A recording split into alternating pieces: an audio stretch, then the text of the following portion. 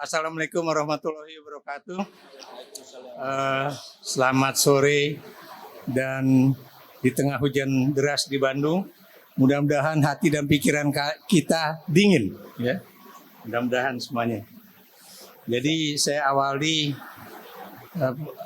omongan saya ini dengan ketika Bung Faisal Basri, ya, dan saya juga ada di situ, ya, ngumpul di kantornya beliau, ya. Waktu itu Mbak Ani sekarang menjadi Menteri Keuangan, ya, Sri Mulyani Indrawati jadi Direktur EPEM. Jadi kami waktu itu alumni UI dan juga alumni ITB nongkrong di EPEM UI itu membicarakan bagaimana Indonesia pasca Soeharto, ya. Jadi itulah yang kami bicarakan. Antara lain juga ada waktu itu Laksamana Supadi, ya. Dan kami mengira bahwa itulah masa-masa akhir dari sebuah pemerintahan otoriter, ya, itu. Dan itulah masa-masa akhir dari sebuah rezim yang penuh dengan korupsi, kolusi dan nepotisme, ya. Dan kita akan masuk ke dalam suatu era baru yang penuh dengan kegembiraan, kebebasan yang tadi juga disebutkan oleh Mas Eros maupun Bung Faisal, ya. Tidak ada lagi intimidasi, tidak ada lagi politik ketakutan, tidak ada politik penyanderaan, ya. Jadi politik kita ini benar-benar demokratis, gitu kan. Dan mudah-mudahan juga pada saat itu kita berharap partai-partai politik itu bisa berperan, ya, seperti di dalam ilmu politik, ya, yang Saudara EF dan saya juga dalami, ya, di mana civil plays a very important role, seperti kata Herbert Fitt di dalam bukunya The Decline of Constitutional Democracy in Indonesia, ya. Jadi apa yang diajarkan oleh Fitt, ya? Kalau di dalam demokrasi itu yang namanya sipil itu merupakan aspek penting di dalam politik. Kedua, namanya partai politik itu juga memegang peranan yang signifikan di dalam proses demokrasi. Penggunaan kekerasan, penggunaan intimidasi dan sebagainya itu sangat minim, kan? Dan kemudian juga semua aktor politik, ya, diharapkan tunduk kepada konstitusi negara, ya. Dan kemudian mereka juga percaya bahwa demokrasi is the only game in town, ya. Jadi demokrasi itu adalah aturan main yang ada di negara ini, ya. Itulah harapan-harapan kita, ya. Tapi Anda tahu setelah 25 tahun reformasi ternyata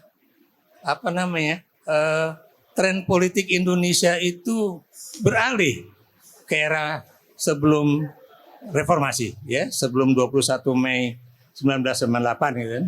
Dan yang sangat kita sayangkan itu justru dimainkan oleh seorang aktor sipil, ya, yang pada tahun 2014 itu tagline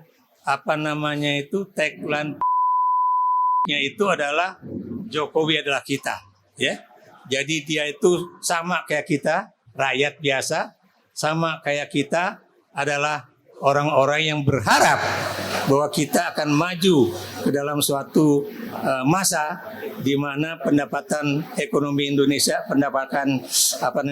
masyarakat Indonesia itu boleh dikatakan sudah masuk ke dalam yang tertinggi, ya, sekitar 13.000, ya, dan kita keluar dari apa yang disebut dengan middle income trap, ya. Ini harusnya Faisal yang jelasin soal itu, ya. Ternyata hasil kajian lembaga yang dulu Bung Faisal juga ada di situ, ya, LPMUI, ternyata kita katanya nggak mungkin masuk ke sebuah negara dengan pendapatan tinggi. Apa? Tadi Bung Faisal udah mengatakan, ya, bahwa pendapatan per kapita orang Indonesia per hari, ya, itu memang kecil sekali. Dan kemudian SDM Indonesia itu masih rendah sekali, ya. Ada magnetnya. Dan saya juga kaget tadi pagi saya buka WA yang saya miliki, ya.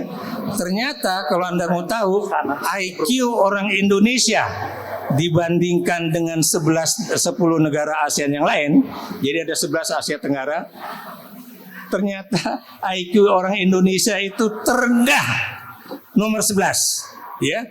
Itu di bawah Laos, Kamboja dan sebagainya, bahkan di bawah Timor Leste, ya. Itu angkanya cuma sekitar 79 something, ya. Jadi ini buat saya menyedihkan, ya. Kemudian kalau Anda lihat industrialisasi yang di Indonesia itu juga cuma menunjang 18%, ya Bas, ya. Jadi 18% dari ekonomi Indonesia, ya. Apa artinya? Itu nggak cukup untuk menjadikan Indonesia sebagai sebuah negara maju, ya. Apalagi tadi saya katakan SDM kita itu rendah banget, ya. Banyak anak-anak yang dari segi tadi matematika, ya, kalau nggak salah kita ketinggalan 43 tahun, ya, dalam baca membaca.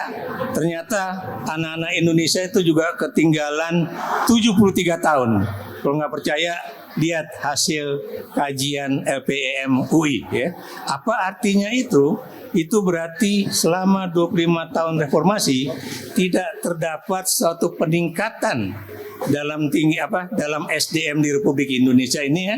Kenapa demikian? Karena lagi-lagi perhatian negara terhadap persoalan SDM itu ternyata boleh dikatakan tidak terlalu tinggi.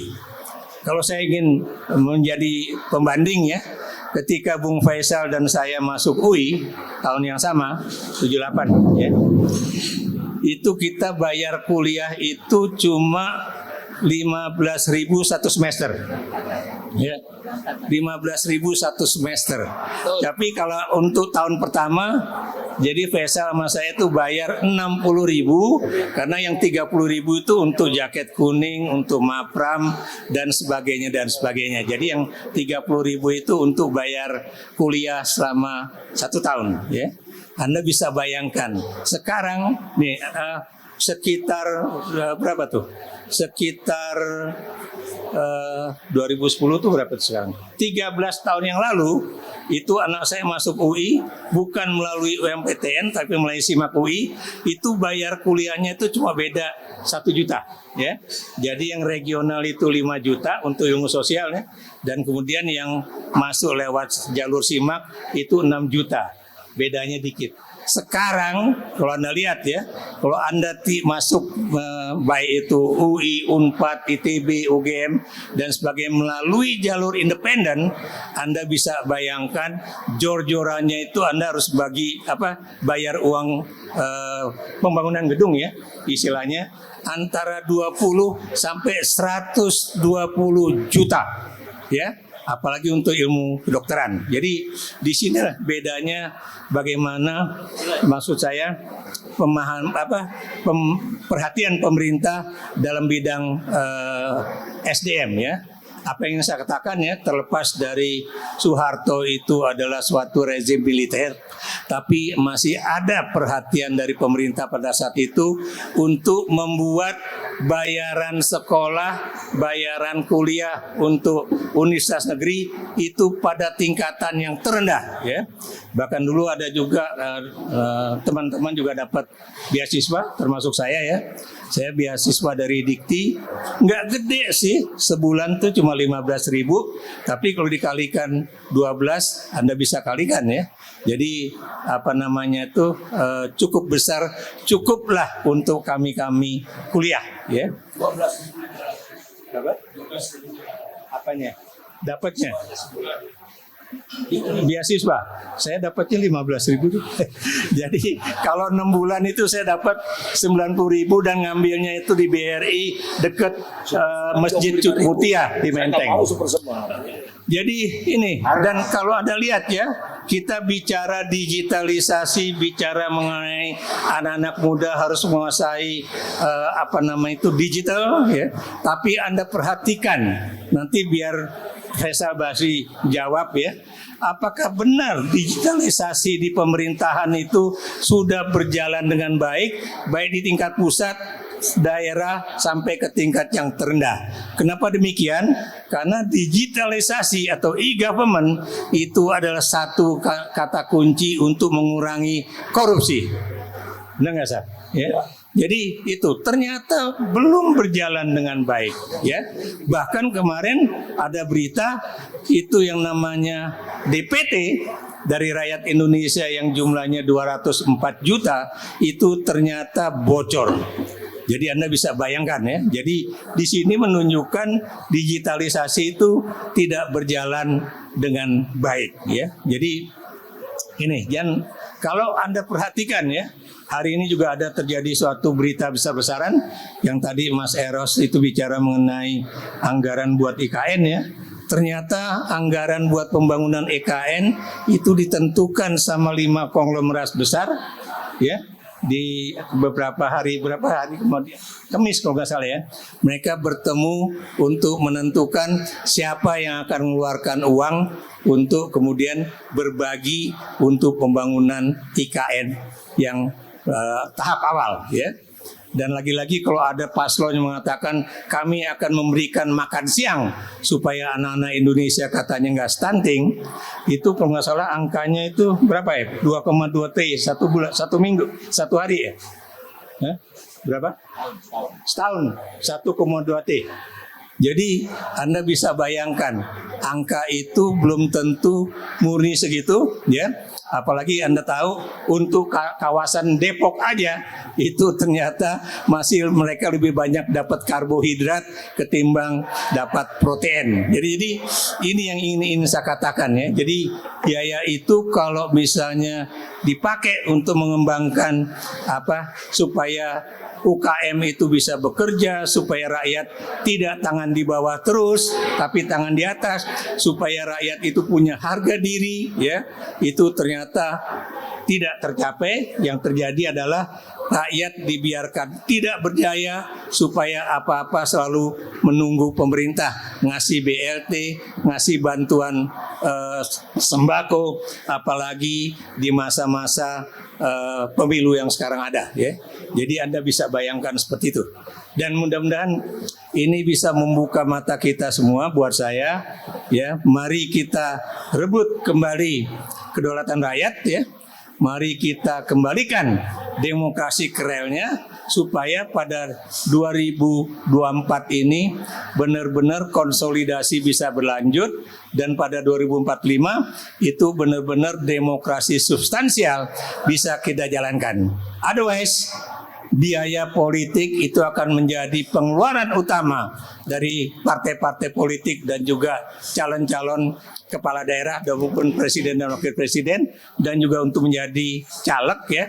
Karena Anda tahu biayanya itu untuk caleg itu bisa sudah mencapai 5 sampai 6 miliar untuk yang paling kecil ya.